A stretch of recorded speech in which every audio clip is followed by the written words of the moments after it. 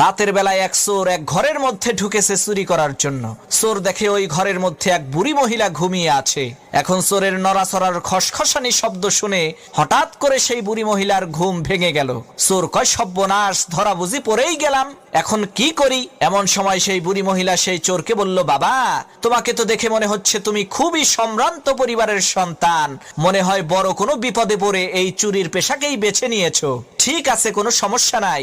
এই যে দেখো, আলমারির 3 নম্বর বাক্সের মধ্যে 5 ভরি স্বর্ণ আর 70,000 টাকা আছে, এগুলো তুমি নিয়ে যাও। আমি বাঁচবই আর কয়দিন, এত টাকা পয়সা দিয়ে আমি করবোটা কি? আর বাবা, তুমি যাওয়ার আগে আমার কাছে এসে একটু বসো। আমি একটু আগেই একটা আশ্চর্য ধরনের স্বপ্ন দেখেছি।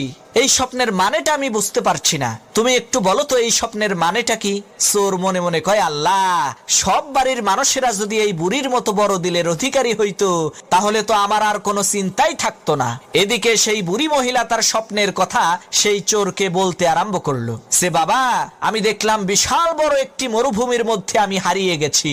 এমন সময় একটা ঈগল পাখি এসে জোরে জোরে 3 বার বলল, জামাল, জামাল, জামাল। এরপরে সেই ঈগল পাখিটি চলে গেল। বাবা, বলো তো এর মানে কি?